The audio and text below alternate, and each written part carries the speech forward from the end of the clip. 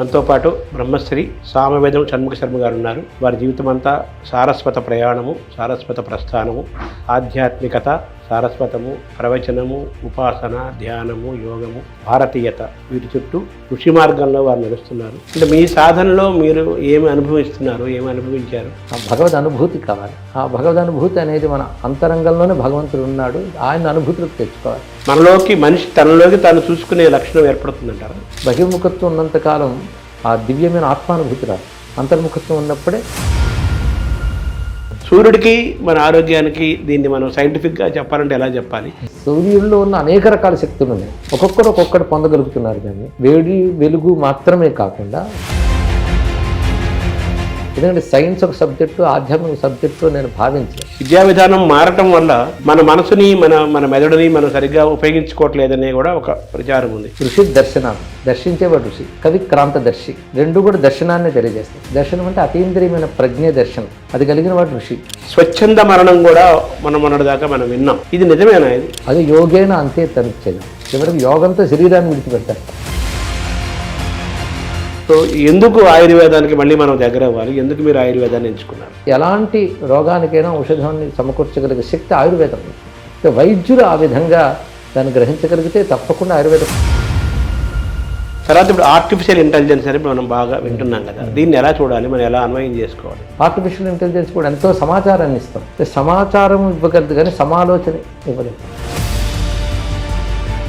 50 ఏళ్ళ నుంచి 30 ఏళ్ళ యువకుడుగా మారి ఒక గొప్ప ఆశ్చర్యాన్ని కలిగించాడు ఆయన. మనకు ఆయు పరిమితి ఏది అని లెక్క కడితే మనిషికి 126 ఏళ్ళు ఆయు పరిమితిని వేదం చెప్తుంది. యుద్ధాలు చేసినప్పుడు మనకి ధర్మరాజు వాళ్ళ వయసులన్నీ 90లు, ఆ సమయంలో యుద్ధం చేశారు. ఇప్పుడు మనం ఊహించగలమా? తులసీదాస్ గారు ఉన్నారు, 120 ఏళ్ళ పైన ఉన్నారు. మనిషి గొప్పగా జీవించాలి అంటే భారతీయ ఋషి జీవన విధానమేనండి.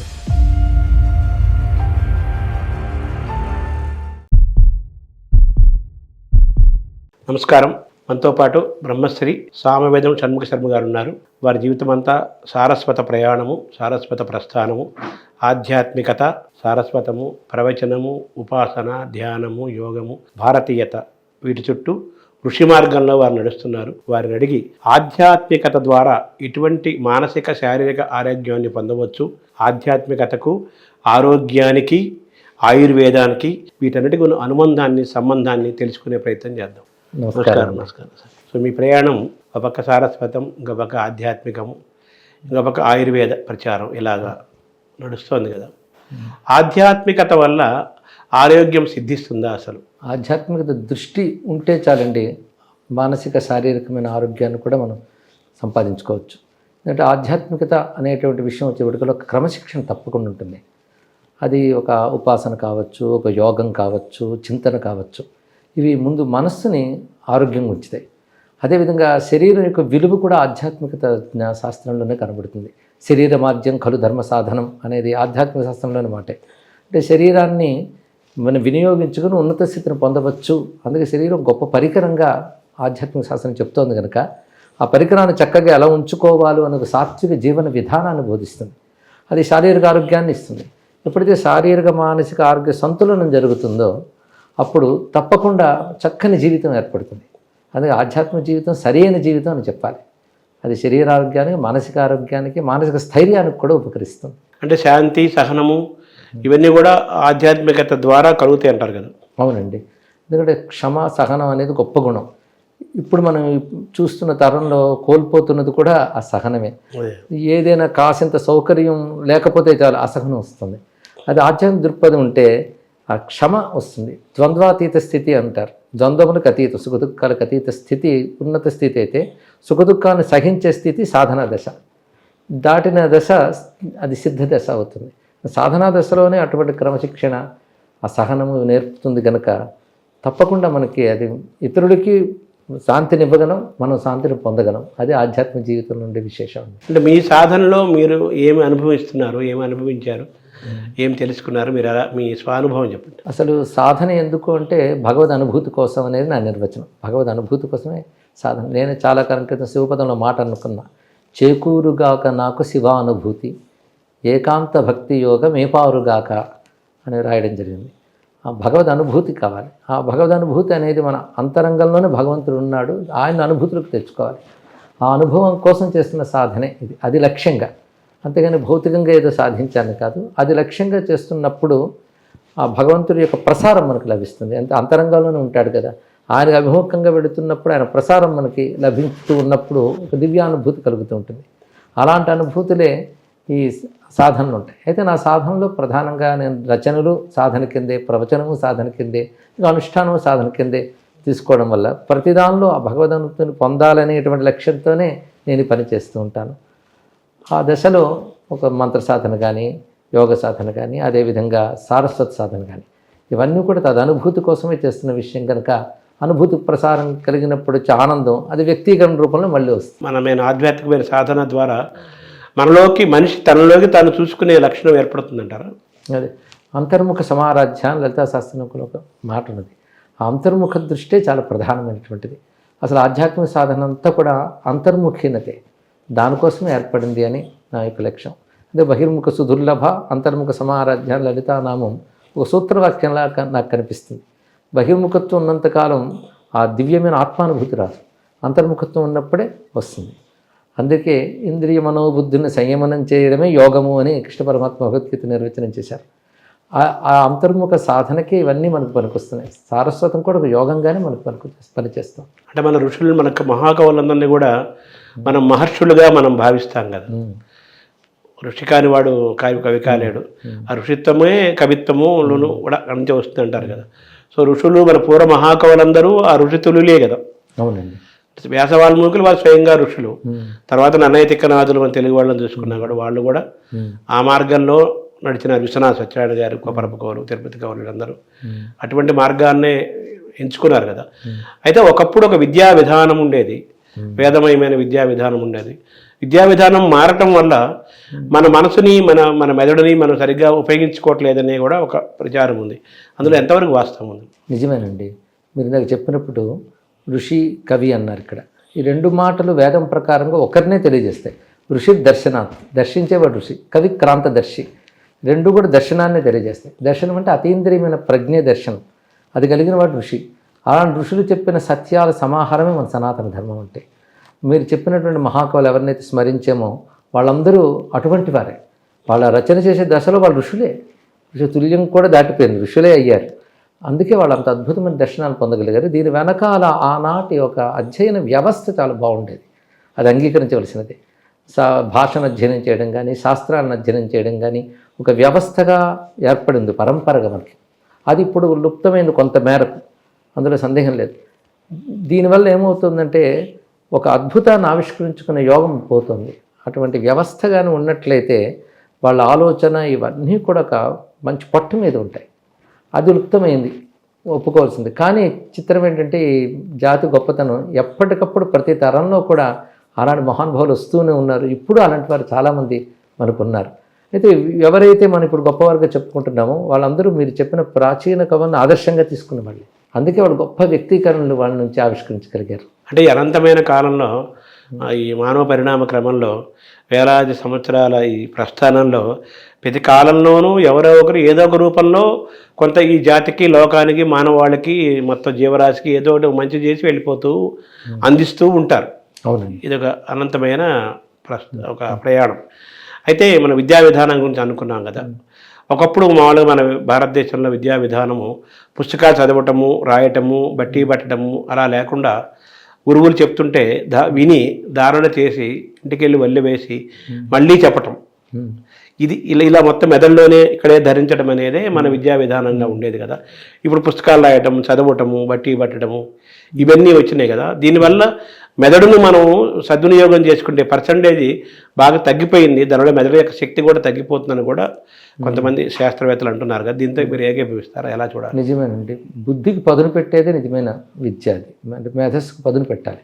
అందుకు ఆ విధానంలో వాళ్ళు విద్య తామైపోయేవారు. అందుకే మనం వేదమూర్తులు అంటాం. వేదమూర్తులు అంటే అర్థం వేదం తామైపోయారు. అలాంటి విద్యా విధానం మనకు ఉండేది. పుస్తకాపేక్ష లేకుండా మీరు మస్తకము, వారి సంస్కారము అంతా విద్యతోనే కూడి ఉండేది. అందుకే వారే విద్యామూర్తులుగా మారారు. అందుకే అప్పుడున్నటువంటి మన మేధావులను చూసి మార్క్స్ మూలర్ అంటాడు, ఇలాంటి విద్యా వ్యవస్థ ఎక్కడే లేదు, వాళ్ళే తాము వేదం చెప్పాలంటే వ్యక్తే వేద విద్య, అంతే వేరే గ్రంథం కాదు. అలా ఒక్కొక్కరు ఏర్పడ్డారని ఆశ్చర్యపోయారు. ఇప్పుడు మీరు అన్నట్టు వల్లె వేయడం, బట్టి పట్టడం కూడా పోయింది క్రమక్రమంగా. పరికరాల మీద ఆధారపడుతున్నారు. వాటిలో ఉంది కదా చాలు, ఇక్కడ ఉండక్కర్లేదు అంటున్నారు. ఏది కావాలన్నా వాటిని చూస్తున్నారు తప్ప బుద్ధిని జ్ఞాపకంతోనో లేదా స్మరణతోనో స్ఫురణతోనో తెచ్చుకోలేకపోతున్నారు. అంటే పరికరాల మీద ఆధారపడిపోయారు. మేధస్సు కూడా అక్కడే పెట్టిపోయింది. ఎప్పుడైతే ఏది కావాలన్న పరికరాలను వెతుకుతున్నారో ఈ పరికరం పని చేయట్లేదు, సరిగ్గా పని చేయాల్సినంత పని చేయట్లేదు. మీరు చెప్పినప్పుడు వాక్యం గుర్తొచ్చింది. శ్రీశ్రీ చెప్తారు, మెదడన్నది మనకున్నది, అది సరిగా పనిచేస్తే విశ్వరహ పేటిక విపాటన తప్పదు అంటాడు. ఖడ్గ సృష్టిలో ఆయన మాట. అది సరిగ్గా మనకి విశ్వరహస్యాలే బయటకు వస్తాయన్నారు. కాబట్టి ఇది పరికరాలు ఆవిష్కరించడం గొప్ప విషయమే, కానీ అందరూ పరికరాల మీద ఆధారపడిపోతున్నారు. మేధస్సుకు పదును పెట్టాలి. మన పూర్వం విద్యా వ్యవస్థ మేధస్సుకు పదును పెట్టే విధంగా ఉండేది, ప్రాచీన విద్యా వ్యవస్థ. అవి తెలుసుకుని దాన్ని మళ్ళీ అమలుపరచగలిగితే విద్యా విధానంలో అది అద్భుతంగా పనిచేస్తుంది. మరొకటి, విద్యలో నైతికత చాలా అవసరం. నైతికత వల్ల ఏర్పడే క్రమశిక్షణ మేధస్సును వికసింపజేస్తుంది. నైతికత, మోరల్ వాల్యూస్ అంత చెప్పుకున్నా దాని యొక్క ప్రభావం మేధస్సును వికసింపజేస్తుంది. అప్పుడు ఆ మేధస్సుకు ఒక ప్రయోజనం కూడా ఉంటుంది. విశ్వశ్రేయస్సు ప్రయోజనం కోసం మేధస్సు పనిచేస్తుంది. అలా నైతిక విలువలతో, ధార్మిక విలువలతో కూడినటువంటి ఒక అద్భుతమైన విద్యా వ్యవస్థ మనకు ఉండేది. ఆ వాసన ఇప్పుడు కొంత మిగిలింది, కానీ ఆ వ్యవస్థను మనం కాపాడుకోగలిగితే మాత్రం అటువంటి అద్భుతాన్ని సాధించవచ్చు. అంటే ఇప్పుడు ఒకప్పుడు ఋషులే, ఇప్పుడు కొంతమంది సైంటిస్టులు కూడా ఋషితుల్యమైన పనులు చేస్తున్నారు, కనిపెడుతున్నారు. పరికరాలు మంచిదే, పరికరాలు కనిపెట్టే వాళ్ళు కొంతమంది ఉన్నారు. వాళ్ళు నిజంగానే మెదడును ఉపయోగిస్తున్నారు.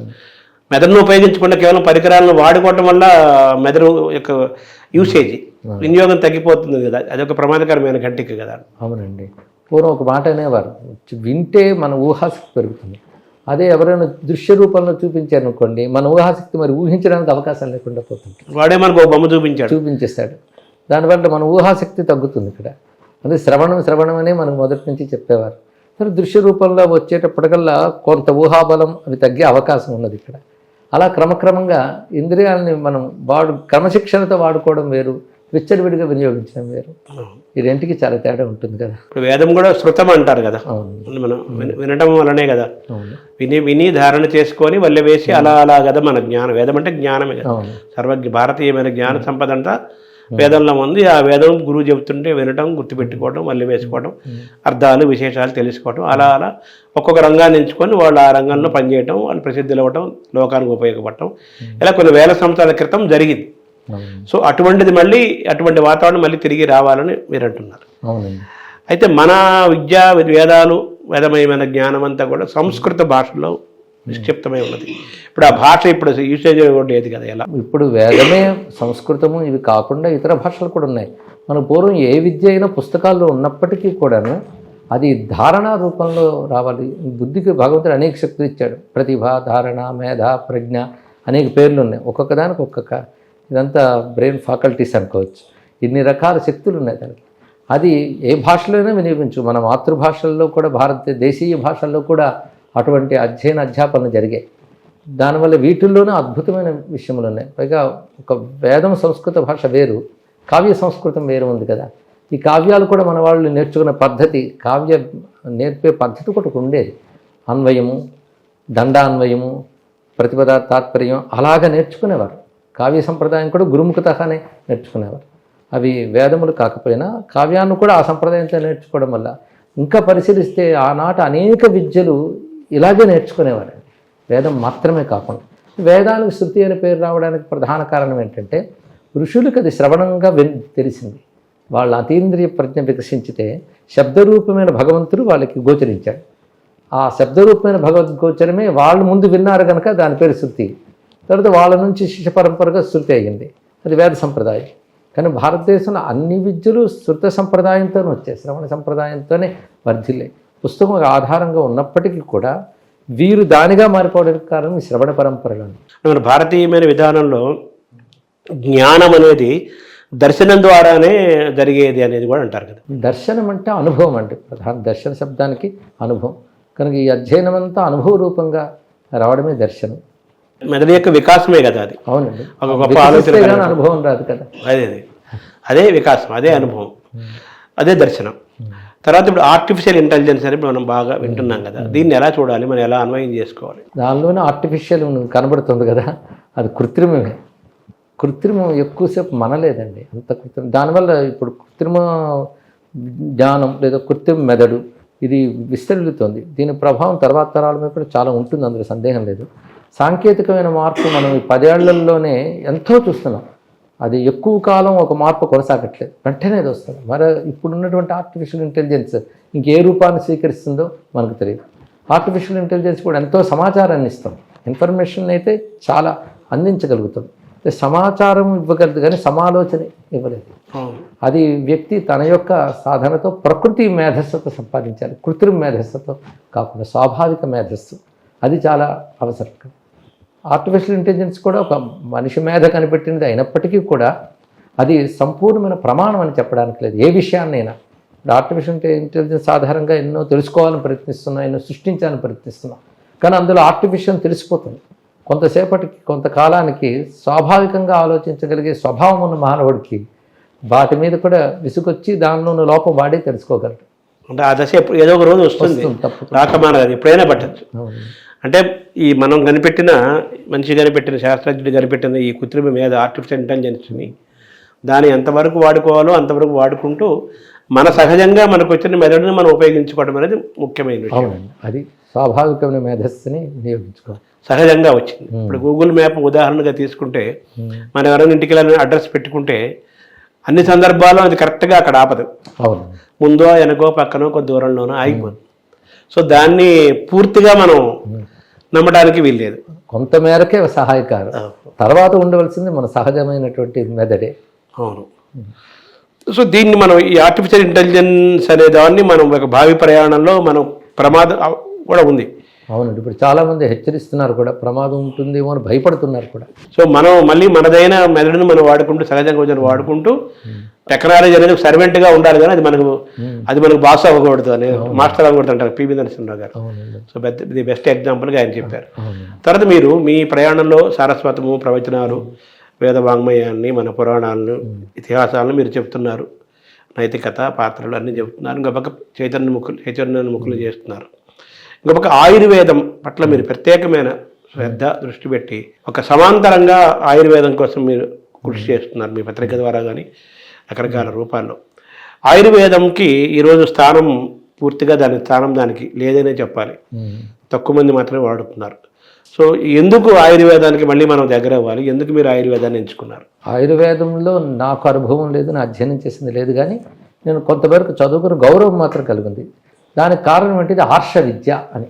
నేను ఋషులు ఇచ్చిన విద్యలు మనవి. ఇప్పుడు వేదము కానీ, వేదంకి అనుసంధానంగా ఉన్నటువంటి యోగము కానీ, అదేవిధంగా వ్యాకరణ శాస్త్రం కానీ, యజ్ఞశాస్త్రం కానీ, ఇవన్నీ సనాతన ధర్మంలో ఉన్నటువంటి అంశములన్నిటికీ కలిపి ఒకటే పేరు ఆర్ష విద్యలు, ఋషులు ఇచ్చిన విద్యలు.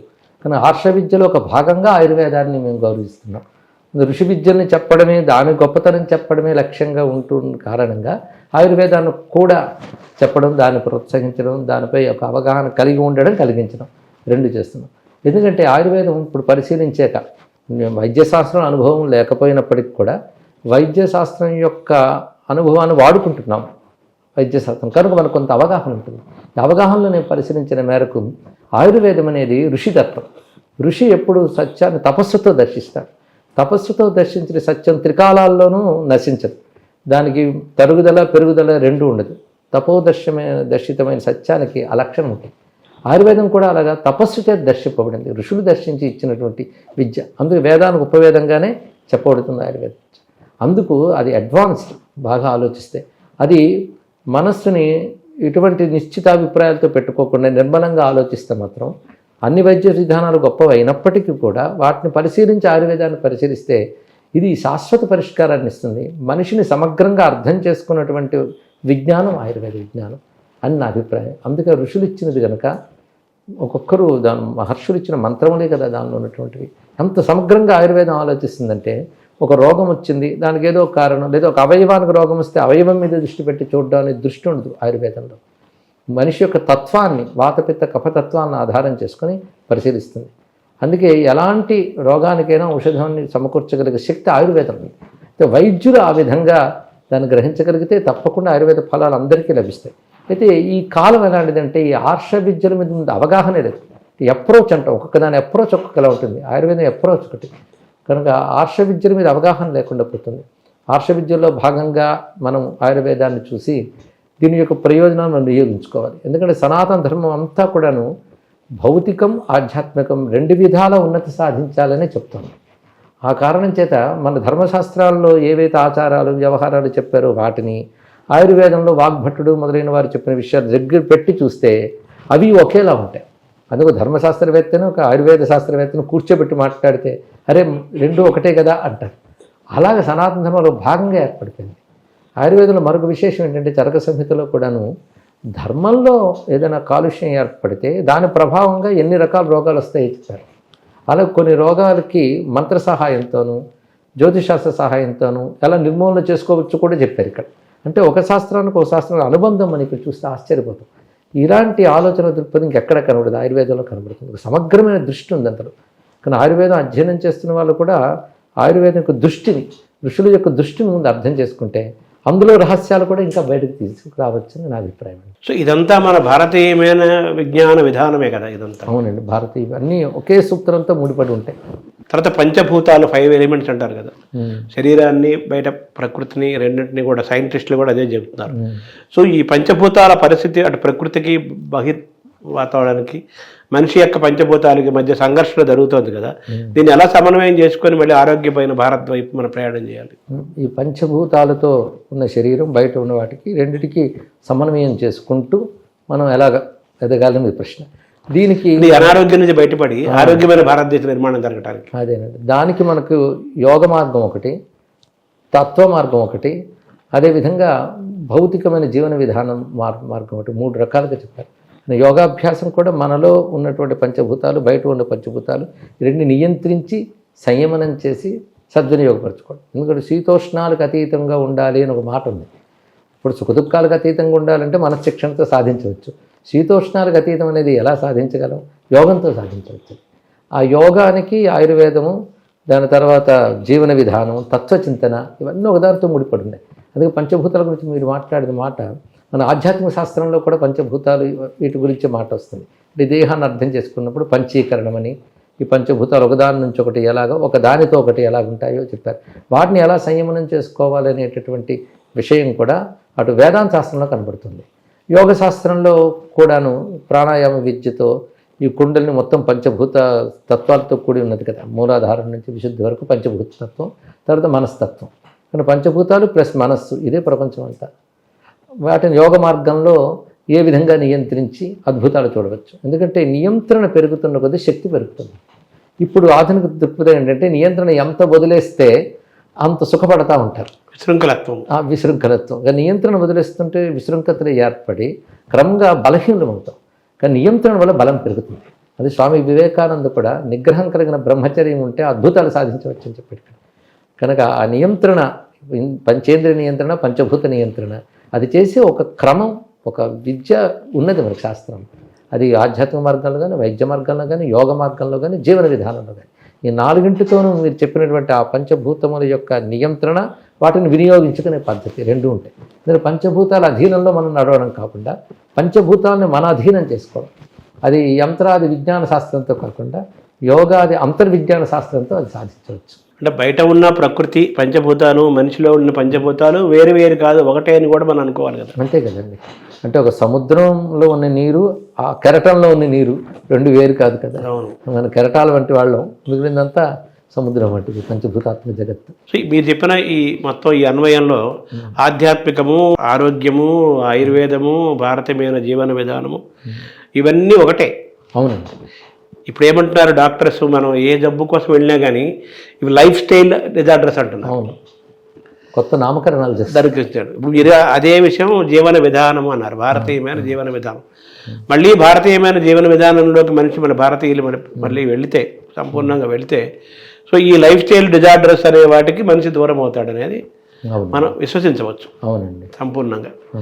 తర్వాత మీరు అర్థశాస్త్రం చదువుకున్నారు, భగవద్గీత అవన్నీ ఎలాగో చదువుకున్నారు. కౌటిల్యుడు, చాణక్యుడు, ఆయన మనకు అర్థశాస్త్రం ద్వారా అనేక అంశాలు చెప్పారు. చాలా ఎలా ఉండాలి, ఎలా ఉండకూడదు అనేది ఆయన అందులో చెప్పారు. శ్రీకృష్ణుడు భగవద్గీత ద్వారా ఆయన చెప్పారు. సో ఈ రెండింటి నుంచి ఈరోజు ఆధునిక మానవుడు కౌటిల్యుడి నుంచి చాణక్యుడి నుంచి మనం ఏం నేర్చుకోవాలి, అలాగే భగవద్గీత నుంచి మనం ఏం తీసుకోవాలి ఈ సంపూర్ణమైన ఆరోగ్యమైన భారతదేశ నిర్మాణంలో? అది ఇప్పుడు మనకు ఒక ఆధునిక దృక్పథం ఎలా వచ్చిందంటే దేనికది విడివిడిగా చూడడం అనేది వచ్చేసింది. అంటే ఆర్థిక శాస్త్రమైన భౌతిక విజ్ఞానం, అదేవిధంగా యోగ శాస్త్రం, తత్వశాస్త్రం అంటే అది భౌతికానికి అతీతమైనది. అతీతమని అనొచ్చు, సంబంధం లేనిది అనొచ్చు. రెండు రకాల దృష్టి ఉంది. కానీ మన పూర్వ ఋషులు అలా ఆలోచించలేదు. ఇదంతా కలిపి ఒకటిగా చూశారు. ఋషి యొక్క ఉద్దేశం ఎప్పుడూ పోయిన తర్వాత ఆనందాన్ని అనుభవిస్తాను కదా, ఇక్కడే అఖండమైన ఆనందాన్ని అనుభవించాలి, ఇక్కడే సమృద్ధిగా చక్కని జీవన విధానం పొందాలనేదే ఋషి యొక్క ఉద్దేశం. అందుకే వాళ్ళు ఏది చెప్పినా దానిని ఉద్దేశించే చెప్పారు. అదే మీరు అర్థశాస్త్రము భగవద్గీత రెండు ప్రస్తావన చేశారు. అంటే రెండుకు అనుబంధం మనకు కనబడుతుంది. అయితే అర్థశాస్త్రం అనేది నిజానికి భౌతిక విద్య కావచ్చు, కానీ అది మనలో ఉన్న ఒక అంతర్గత శక్తిని వినియోగించడానికి పనికొచ్చేటువంటి విద్యగానే అర్థశాస్త్రం ఇచ్చారు. అయితే ఒక బాధాకరమైన విషయం ఏంటంటే అర్థశాస్త్రం మాట్లాడినా, ఇంకేదైనా శాస్త్రం, మానసిక శాస్త్రం మాట్లాడినా విదేశస్తులు దీని మూల పురుషుల్లా మనం చెప్పుకుంటాం. నేను ఎకనామిక్స్ చదివినప్పుడు చదువుకున్నాను. తర్వాత అయ్యో భారతదేశం చదువుకున్నామే, కానీ నిజానికి అంతకంటే ముందు వాడు కౌటిల్యుడు. ఆయన అర్థశాస్త్రాన్ని ఎంత సమగ్రంగా అందించాడు. ఆయన రచించిన నీతి సూత్రాల గ్రంథాల్లో కూడా మనకు ఆ విషయం కనబడుతుంది. అర్థశాస్త్రం అంటే టోటల్గా పొలిటికల్ అడ్మినిస్ట్రేషన్, ఫైనాన్స్ రెండు అన్ని కలిపే ఆయన అందించాడు. సమగ్రత ఉంది. అందుకే ఇప్పుడు ఆధునిక విద్యని తప్పుపట్టడం కాదు, కానీ వీటి మూలాలు భారతీయ దేశంలో ఉన్నాయన్న విషయాన్ని మన వాళ్ళు మర్చిపోతున్నారు. నా బాధంతా గుర్తు చేయడం కోసం పడుతున్నటువంటి అవస్థ. మాదారి పేరు అర్థశాస్త్రం ఉన్నప్పటికీ కూడా అది కేవలం ఎకనామిక్స్ కాదు, అది అందులో రాజనీతి ఉంది, నీతి ఉంది, జీవన విధానం, పొలిటికల్ అడ్మినిస్ట్రేషన్, సైకాలజీ ఉంది, పరిపాలన ఉంది. ఇటు ప్రజల మనస్తత్వం, పాలక మనస్తత్వం, ఆ రెండు గురించి ఎలా ఉండాలనేది అని అద్భుతంగా చెప్పింది అర్థశాస్త్రం. ఇలాంటి శాస్త్రాలు కలిగిన దేశం మనది. ఇంత గొప్ప పునాది ఉంది, అది మర్చిపోయి మనకు ఉన్నదన్న విషయం కూడా మర్చిపోయి దశకు వెళ్ళిపోయాం. శతాబ్దాలుగా ఆ స్థితిలోకి వెళ్ళిపోయాం. కానీ మనకు ఉన్నాయని తెలుసుకోవాలి. జ్యోతిర్విజ్ఞానం గురించి మాట్లాడిన అంతరిక్ష విజ్ఞానం, ఈ అంతరిక్ష విజ్ఞానం నుంచి అద్భుతాలు మనకి వేద సంబంధమైన జ్యోతిషంలో కనబడుతుంది.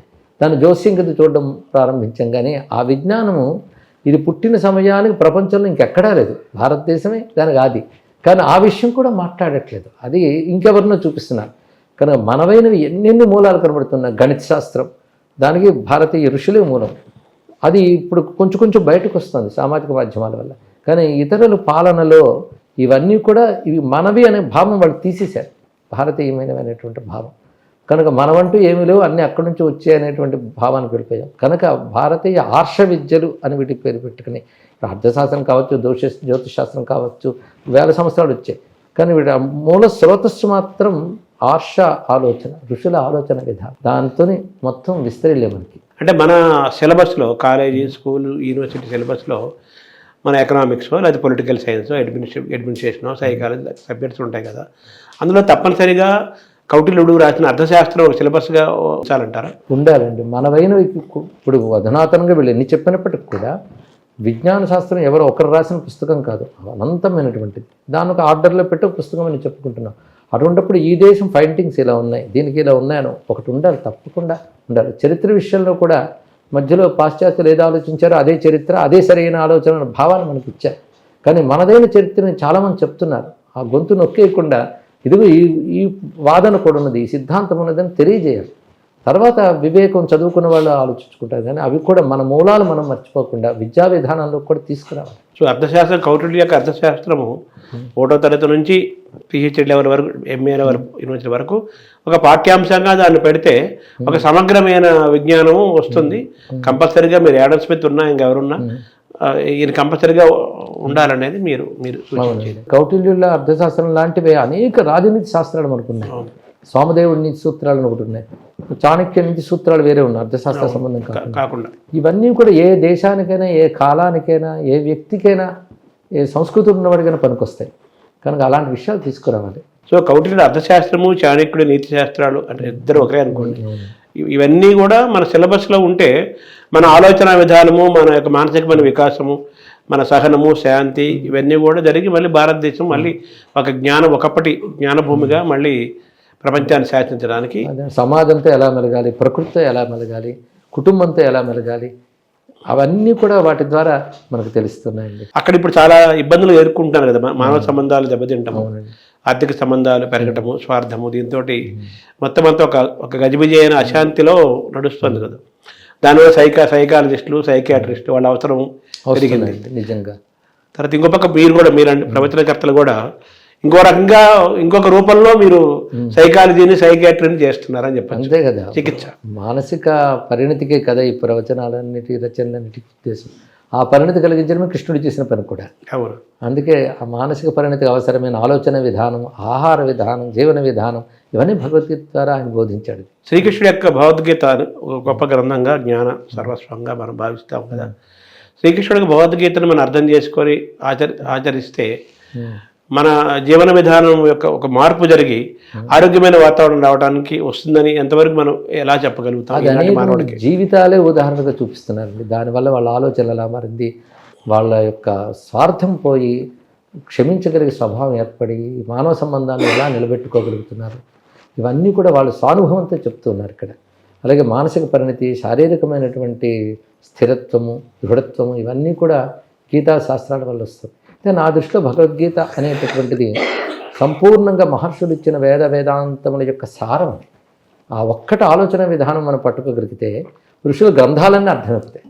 భగవద్గీతలో చెప్పిన అంశం కేవలం భగవద్గీతలో మాత్రమే లేదు, అది పూర్వశాస్త్రముల్లో ఉన్నటువంటిది. అంటే వేదాది సర్వశాస్త్రాల్లో, పురాణాల్లో అన్నిటి యొక్క సారం భగవద్గీతలో మనకు వచ్చింది. ఆలోచన విధానం అంతా ఆలోచన విధానం. భగవద్గీతను కూడా ఒక మేనేజ్మెంట్ సైన్స్గా భావించి ఇతర దేశాల విశ్వవిద్యాలయాల్లో కూడా పెడుతున్నారు. అవునండి. కానీ మనము దాన్ని మత గ్రంథంగా పూజ చేసే పుస్తకాల్లాగా, అర్చనలాగా భావిస్తున్నాం. కానీ అందులో మన సైన్స్ని, నాలెడ్జ్ని మనం తెలుసుకోలేకపోతున్నాం అంటారా? అవునండి. అమెరికాలో ఒక యూనివర్సిటీలో ఈ సైన్స్ పెట్టాలి, ఎందుకంటే కేవలం మేము భౌతిక విద్యను నేర్పుతున్నాం, నైతిక విద్య చాలా అవసరము అన్న ఒక జ్ఞానం వాళ్ళకి వచ్చి భగవద్గీతను వాళ్ళ కోర్సుల్లో పెట్టారు. పెట్టిన తర్వాత దానికి ఫలితాలు కూడా వాళ్ళు చూశారు. భగవద్గీతను సరిగ్గా అర్థం చేసుకోగలిగితే మాత్రం అదే ఋషులు చెప్పిన, సమస్త మానవ జాతికి చెప్పినటువంటి ఒక అద్భుతమైన జీవన విధానం భగవద్గీత వల్ల సాధ్యమవుతుంది. తర్వాత మన జీవన విధానంలో, ఆరోగ్యంలో మనిషి యొక్క మనసు క్రమశిక్షణ ఎంత ముఖ్యం, ఆహారం పాత్ర కూడా అంతే ఉంటుంది కదా.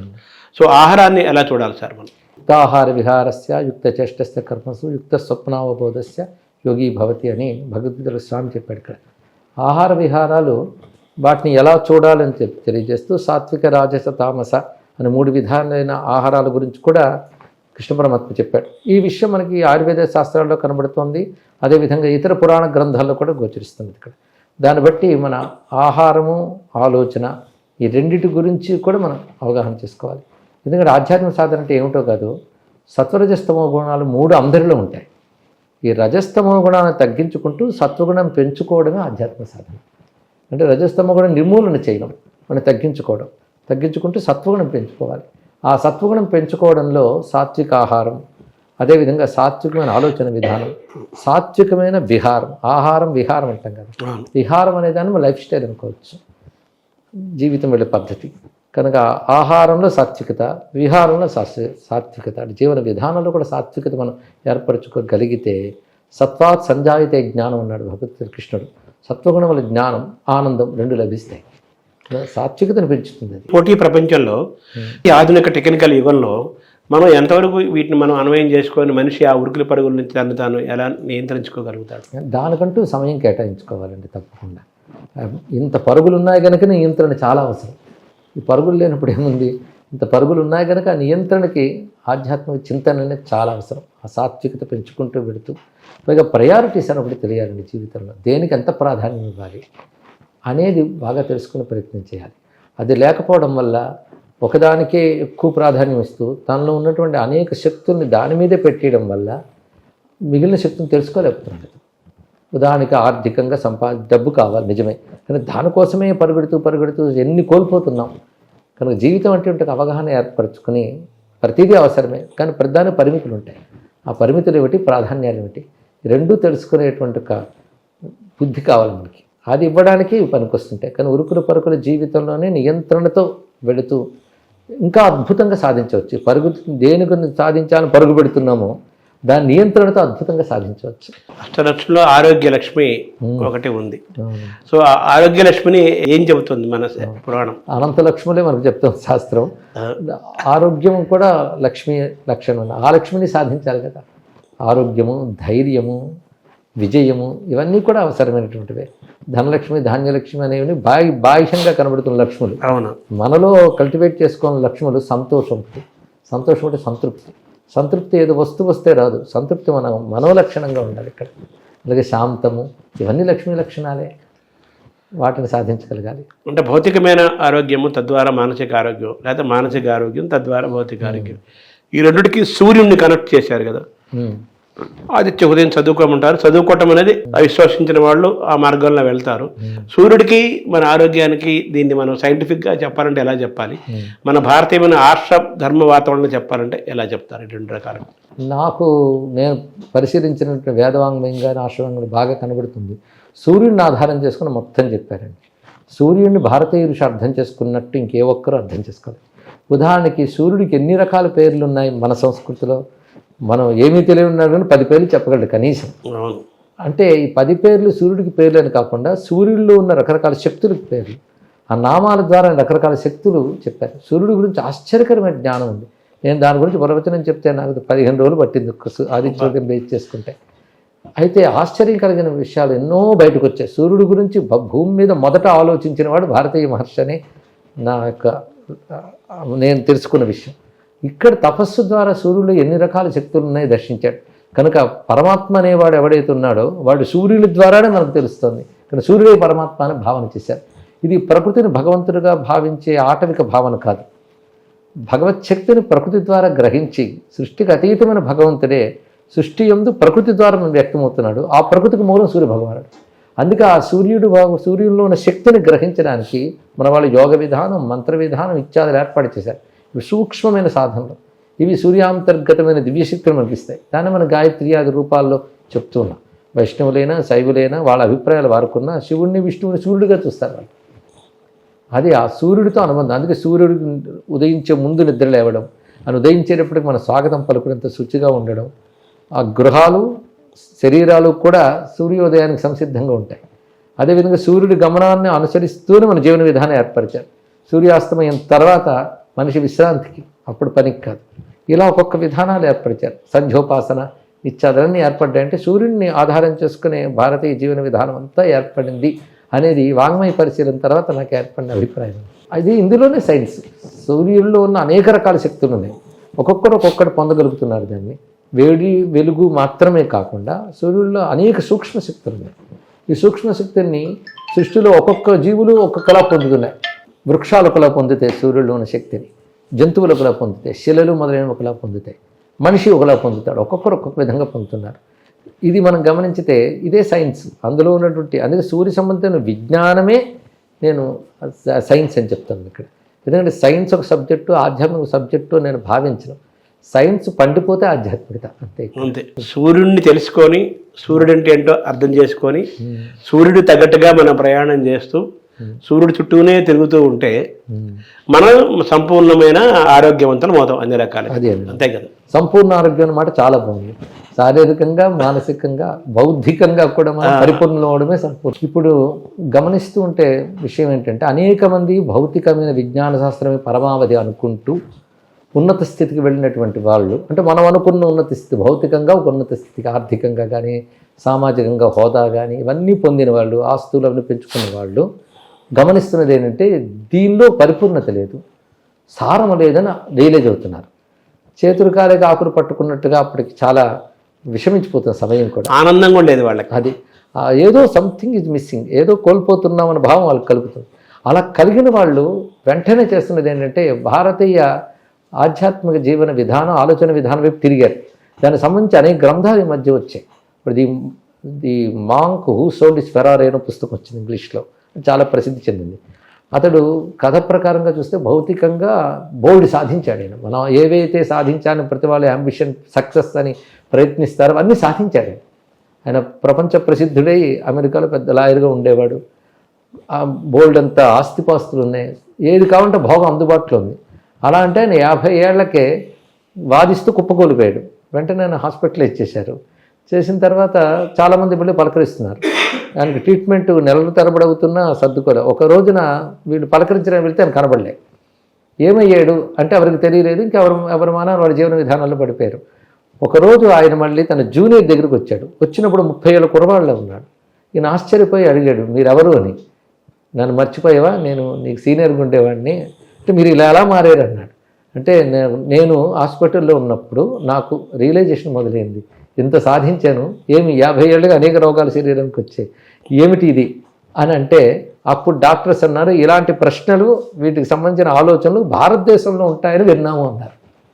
దాంతో ఆయన దేశానికి వచ్చాడు. ఈ దేశంలో తిరిగి హిమాలయ ప్రాంతంలో ఒక పల్లెటూరిని ఆశ్రయించి అక్కడ ఆయన యోగ జీవన విధానం చేయగా ఆయనకి అద్భుతమైన పరిణతి, శరీరంలో మళ్ళీ పునర్యవ్వనం వచ్చినంత బలం వచ్చి ఇది ప్రజలకు పనికొస్తే నువ్వు దీన్ని వ్యాపింపజేయాలని తన జూనియర్కి చెప్పి డాక్టర్ రాబిన్ శర్మ అనే ఆయనకి బోధించాడు. ఆయన ఇంకా వాటిని క్లాసెస్ కింద చెప్పడం జరుగుతుంది. అంటే ఇప్పుడు జీవన విధానాన్ని మాట్లాడుతున్నాం కనుక లైఫ్ స్టైల్ ఎలా ఉంటే బాగుపడతామనే దానికి ఒక ప్రత్యక్ష ఉదాహరణ. ఇది ఆధునికంగా జరిగిన అంశమే. అయితే అటువంటి ఆలోచన విధానం బాగా మన పిల్లలకి ముందు నుంచి నేర్పగలగాలండి. ఇక్కడ నేర్పడం ఒకటి, అలా చేయగలగాలి. ఇప్పుడు యోగా అనేది మనకు వ్యాప్తి చెందింది. ఒకప్పుడు భారతదేశంలో యోగం అనేది జీవనం రీతిలో ఉండేదండి. అలా ఉండేది ఆలోచన విధానం కానీ ఇవన్నీ కూడా. కృష్ణ పరమాత్మ ఆ వాక్యమే, యుక్తాహార విహారస్య యుక్తచేష్టస్య కర్మస్య యుక్త స్వప్నావబోధస్య. ఎంత గొప్ప విషయం ఇక్కడ. అంటే ఆహార విహారాలు, కర్మలు, స్వప్న అవబోధ అంటే మెలకువ, నిద్ర, ఇవన్నీ కూడా యుక్తమై ఉండాలన్నాడు. యుక్తం అంటే సరియైన సమతులనం అని చెప్పారు. ఇక్కడ రాత్రులు అర్ధరాత్రులు కూర్చుని పని చేసేస్తూ ఉండడం ఎక్కువైంది. సూర్యోదయ సమయానికి ప్రతివాడు నిద్రపోతుంటాడు పగలు చాలాసేపు. సూర్యుడికి మంచిగా బంధాలు తెచ్చేసుకున్నాడు. కృత్రిమ కాంతి సృష్టించుకు తిరుగుతున్నాడు కదా, కృత్రిమమే అది కూడా. దానివల్ల ఏమవుతుంది, వాడు ఆరోగ్యాలు పాడవుతున్నాడు, జీవన విధానం పాడవుతుంది. మన బ్రాహ్మీ ముహూర్తంలో నిద్రలేవడం ఎక్కడ ఏ సంస్కృతిలో కనబడేది. ఇది ఏదో ఒక దైవాన్ని నమ్ము నీ పాపాలు పోతాయి పుణ్యాలు వస్తాయి అని చెప్తున్నారే తప్ప నీ జీవన విధానం క్రమశిక్షణగా ఉండాలనేటువంటి చెప్పేది సనాతన ధర్మమే కదా. అంటే హెల్త్ రిలేటెడ్గా చెబితే కానీ ఇప్పుడు జనం అర్థం చేసుకునే పరిస్థితుల్లో ఉన్నారు. ఇంత హెల్త్ ఉందని మీరు చెప్తున్నారు. ఇప్పుడు హెల్దీ బాడీ ఎంత అవసరమో హెల్దీ మైండ్ కూడా అంత అవసరం. ఆరోగ్యకరమైన మనస్సు అంటే ఆధ్యాత్మిక చింతన ఉంటేనే ఆరోగ్యకరమైన మనస్సు. ఇక్కడ ఆధ్యాత్మికత అంటే ధార్మిక అని కూడా అర్థం చేసుకోవాలి. ధర్మం ఒకటి చాలా ప్రధానమైనటువంటిది. మన అవసరాలు, మన కోరికలు, మన అనుబంధాలని ధర్మం నిర్ణయించాలి, మన ఎమోషన్స్ నిర్ణయించకూడదు. ఇప్పుడు అలా కాకుండా మనవన్నీ మన ఎమోషన్స్ నిర్ణయిస్తాయి. ఇష్టాలు, నా జీవితం నా ఇష్టం అంటాడు, కానీ నీ జీవితం నా ధర్మం అనే మాట్లేదు ఇక్కడ. అందుకే కుటుంబ సంబంధాలు కూడా ఇప్పుడు ఏమయ్యాయంటే ఇవాళ ఒక ఇష్టం కలుగుతుంది, రేపు ద్వేషం కలుగుతుంది. ఇష్టం కలిగినప్పుడు కలిసి ఉంటారు, ద్వేషం కలిగితే వెంటనే విడిపోతున్నారు. క్షణక్షణం స్వార్థంతో మారిపోతున్నారు కదా బంధాలు. అందుకే ధర్మాన్ని నిర్దేశించేది మన ధర్మం. శాస్త్రం నిర్దేశిస్తే ధర్మం మన జీవితాన్ని నిర్దేశించాలి, మన బంధాలని ధర్మం నిర్దేశించాలి. ఈ బంధం ఎందుకు ఉంచుకోవాలి, ఈ బంధం ఎందుకు తెంచుకోవాలనేది ధర్మం నిర్దేశించాలి. అలా నిర్దేశించగలిగితే దాంపత్య ధర్మం క్షేమంగా ఉంటుంది, కుటుంబ ధర్మాలు క్షేమంగా ఉంటాయి. కానీ ధర్మానికి లోబడినప్పుడు కలిగే తృప్తి ఉంటుందండి. అంటే ఆయన తెలుసుకున్నాడు ఇవన్నీ 50 ఏళ్ళ 20 ఏళ్ళ చాలా తెలుసుకుని ఆ ఫైండింగ్స్ అన్నీ కూడా రాబిన్ శర్మకు చెప్తే ఆయన పాఠాలుగా తీసుకొచ్చారు. ఇది నేను ఒక ఉదాహరణగా చెప్తున్నాను. ఇలా ఎంతోమంది ఇప్పుడు మనకు జరిగిన పుష్కరాల కాలంలో కూడా మీరు గమనించితే విదేశస్తులు ఎందరో హైందవ ధర్మాన్ని పాటిస్తున్న వాళ్ళు వచ్చారు, ఆచరిస్తున్నారు. అది వీళ్ళు వెళ్ళి మత ప్రచారం ఎవరూ చేయలేదు. ఇందులో ఉన్నది ఒక జీవన విధానం. దీనివల్ల మనం భౌతికంగాను మానసికంగాను అన్ని విధాలా క్షేమంగా ఉండగలం అనేది తెలుసుకుంటున్నారు. తెలుసుకునే జీవన విధానంలో ఒక ప్రశాంతతని అనుభవిస్తున్నారు. ఒక 50 ఏళ్ల వయసు వచ్చి అనారోగ్యాలతో శరీరాన్ని తయారు చేసిన వాడు భారతీయమైన జీవన విధానానికి, ఆలోచన విధానానికి కనెక్ట్ అయిన తర్వాత అన్ని రోగాలు పోయి సర్వశక్తిమంతుడై 50 ఏళ్ళ నుంచి 30 ఏళ్ల యువకుడుగా మారి ఒక గొప్ప ఆశ్చర్యాన్ని కలిగించాడు ఆయన. అంతే కదా. ఇలాంటి వాళ్ళు ఎందరో ఉన్నారు. ఇప్పుడు ముఖ్యంగా మీరు గమనించితే యోగ జీవనంలో దీర్ఘాయుష్ అనేది సాధారణంగా కనబడుతుంది. అది గమనించుకోవాల్సిన అంశం. అందుకే మనకు ఆయు పరిమితి ఏది అని లెక్క కడితే మనిషికి 126 ఏళ్ళు ఆయు పరిమితి అని వేదం చెప్పింది. ఇంకెవరు చెప్పినట్టు మనకు కనబడదు. వేదం స్పష్టంగా చెప్పింది 126 ఏళ్ళు. ఆ 126 ఏళ్ళు ఆరోగ్యంగా ఉండడం. అవును, అనారోగ్యం మంచమెక్కి కాదు, జీవించడం కాదు. అందుకే యుద్ధాలు చేసినప్పుడు మనకి ధర్మరాజు వాళ్ళ వయసులన్నీ 90లు. ఆ సమయంలో యుద్ధం చేశారు. ఇప్పుడు మనం ఊహించగలమా? దానికి కారణం యోగ జీవనం. భీష్ముడు కూడా అంపశయ్య మీద 53 రోజులు ఉన్నాడు అంటే దేని కారణం? ఒక ముళ్ళు గుచ్చుకుంటేనే ఉండలేమే, అలాంటి బాణాలు గుచ్చుకుంటూ ఉండగలిగే అంటే యోగశక్తి. ఆ యోగం అనేది భారతీయ జీవన విధానం ప్రధానమైన అంశం. మనం తెలుసుకున్నది ఏంటంటే మనిషి యొక్క ఆయుర్దాయం 126 సంవత్సరాలు, అంతే కదా? అవునండి. మనం సరిగ్గా మనదైన విధానంలో మనం ప్రవర్తిస్తే, ఆచరిస్తే 126 ఏళ్ల పాటు ఆరోగ్యంగా జీవించవచ్చు అని చెప్పడానికి గతంలో ఎంతో మందిని మనం ఉదాహరణగా చెప్పవచ్చండి. ఇప్పుడు మన తులసీదాస్ గారు ఉన్నారు, 120 ఏళ్ళ పైన ఉన్నారు. ఆయన విద్యారణ్య మహర్షి కూడా అలాగే ఉన్నారు. వాళ్ళు యోగ జీవన విధానం వాళ్ళందరూ. ఎలాంటి యోగులు ఇప్పటికి ఉన్నారు. మనకి మనిషి గొప్పగా జీవించాలి అంటే భారతీయ ఋషి జీవన విధానం ఏంటంటే ప్రతివాడు ఆనందంగా ఉండాలనుకుంటాడు, గొప్పగా ఉండాలనుకుంటాడు. కానీ ఎలా ఉంటే గొప్పగా ఉంటాడు అనేది ఎప్పుడు చేసి చూపించారు. మనం చెప్పి చూపించారు, చేసి చూపించారు, రెండూ కనబడుతున్నాయి మనకి. అలాగే ఆనందం కూడా ఏది స్వచ్ఛమైంది, శాశ్వతమైంది, పవిత్రమైంది, గొప్ప ఆరోగ్యాన్ని ఇచ్చే ఆనందం కూడా మనం తీర్చుకోలేకపోతున్నాం కదా. అదే, అందుకే మనకి బహిర్ముఖమైన విషయానందాల కంటే అంతర్ముఖమైనదే ఆనందం. అసలు ఆనందం స్వస్వరూపం అనే వేదాంత శాస్త్రం చెప్తాం. సో మీరు చెప్పిన వీళ్ళందరూ కూడా 126 ఏళ్ల పాటు సంపూర్ణమైన శారీరక మానసిక ఆరోగ్యంతోనే జీవించారు వాళ్ళు. అవును, పూర్తి జ్ఞానంతో కూడినటువంటి ఆరోగ్యం. మనం మార్కండేయ మహర్షి కథ వింటాం. మార్కండేయుడు కల్పాంత జీవి అంటాం. అలాగే 1000 ఏళ్ల వయస్సు ఉన్నటువంటి యోగుల గురించి, ఋషుల గురించి ఇప్పుడు బయటకు వస్తున్నాయి. పరమహంస యోగానంద లాంటి మహానుభావులు రచించిన గ్రంథాల ద్వారా 1000 ఏళ్ల వయస్సులో కలిగిన యోగుల గురించి బయటకు వచ్చింది. ఇలాంటి అందరూ చూపిస్తున్నారు. అంటే వాళ్ళు అంత వయస్సులో ఆరోగ్యంగా ఎలా ఉండగలుగుతున్నారు? ఈ సాధన వల్లే కదా. అంత సాధన లేకుండా కొంతైనా మన జీవితంలో సాధన చేసుకోగలిగితే ఒక మానవజాతి అంతా కూడా అలాంటి సంపూర్ణమైన ఆరోగ్యంతో దీర్ఘాయుష్తో ఉండగలుగుతారు. అంటే మామూలుగా నిన్న మొన్నటి వరకు కూడా మనం వినేవాళ్ళం, ఇదే ఈ మనిషి యొక్క మంచి ఆయువుతో చిరాయువుగా ఆరోగ్యంతో జీవించడం ఎలా అనేది మన భారతదేశం నుంచి వేరే వాళ్ళు నేర్చుకోవాలి. మనం కూడా మళ్ళీ రివైవ్ అవ్వాలి. అయితే స్వచ్ఛంద మరణం కూడా మనం మొన్నటి దాకా మనం విన్నాం. వాళ్ళే దాన్ని శరీరాన్ని వాళ్ళు ఎప్పుడు కావాలంటే అప్పుడు వదిలేయటం. ఇది నిజమేనా? అది తపశ్శక్తి చేత సాధ్యమవుతుందండి ఇక్కడ. అంటే వాళ్ళు జీవితం మీద వాళ్ళకి పూర్వం, ఇప్పుడు రాముడు అరణ్యవాసంలో వెళ్ళేటప్పుడు శరభంగ మహర్షి కనిపిస్తాడు. ఆయన నేను చేసిన తపస్సు ఊర్ధ్వలోకాలు ఎదురు చూస్తున్నాయి, కానీ నువ్వు వచ్చే వరకు ఉండాలనున్నాను, ఇప్పుడు నేను నీతో మాట్లాడిని వెళ్ళొస్తానంటాడు. అంటే వాళ్ళకి ఎప్పుడు కాబట్టి ఇప్పుడు శరీరాన్ని త్యజించగలరు. దీనికి మంచి సూచన వాక్యం కాళిదాస్ ఇచ్చాడు, యోగేనాంతే తనుత్యజాం అన్నాడు ఇక్కడ. అంటే వాళ్ళ జీవిత విధానం ఎలా ఉండేవి రాజర్షులవి అంటే శైశవేభ్యస్త విద్యానాం యవ్వనే విషయేషినాం వార్ధకే మునివృత్తీనాం యోగేనాంతే తనుత్యజామని. బాల్యంలో విద్యలు నేర్చుకోవడం, యవ్వనంలో ధర్మబద్ధమైన విషయ భోగాలు అనుభవించాలి. అది అర్థకామాలు వద్దం లేదు. ధర్మబద్ధంగా విషయాలను అనుభవిస్తే, ఒక రెగ్యులేటర్లో పనిచేస్తే వాటిని మనల్ని పతనం చేయాలి. అంటే మీరు పురాణ పురుషుల ఉదాహరణగా చెప్పారు. అయితే నాకు కూడా తెలుసు, మీకు కూడా తెలిసే ఉంటుంది అనుకుంటున్నాను. సద్గురు కందుకూరి శివానందమూర్తి గారు వాళ్ళ నాన్నగారు కందుకూరి వీరబసవరాజు గారు, ఆయన 104 సంవత్సరాల పాటు జీవించారు. ఆయన యోగ మార్గంలోనే శరీరాన్ని వదిలారని స్వయంగా శివానందమూర్తి గారు నాకు చెప్పారు. మీలాంటి వారు కూడా చెప్పే ఉంటారు. సో అది కూడా ఒక గొప్ప ఉదాహరణే కదా. అదే ఉదాహరణ. అంతేకాదు, కొంతమంది ఒక లక్ష్యం కోసం భూమి మీదకి వచ్చి వాళ్ళు పుట్టిన దగ్గర నుంచి జీవించి ఉన్నంత కాలం అంతా లక్ష్యం కోసమే పనిచేస్తారు. ఉదాహరణ ఆదిశంకర భగవత్పాదులు వంటి వారు. అలాంటి వారు ఏమిటంటే ఇంకా వచ్చిన పని పూర్తయిందని స్వచ్ఛందంగా శరీరాన్ని విడిచిపెట్టిన మహానుభావులు ఉన్నారు. ఇప్పుడు వాళ్ళు అల్పాయుష్కులు అనడానికి లేదు, వాళ్ళ అసైన్మెంట్ కంప్లీట్ అయిపోయింది. కానీ వాళ్ళు ఇప్పటికీ జీవించున్నారు కదా. వాళ్ళ మాటలు, వాళ్ళ విజ్ఞానం ఇప్పటికీ జీవించింది. వాళ్ళు 100 ఏళ్ళు లేరు, 120 ఏళ్ళు అనడానికి లేదు. వాళ్ళకు లక్ష్యం పెట్టుకుని వస్తారు, వాళ్ళు ఎప్పటికీ అనంతంగా ఉంటారు. అలాంటి వాళ్ళు కారణజన్ములు, సిద్ధ పురుషులు.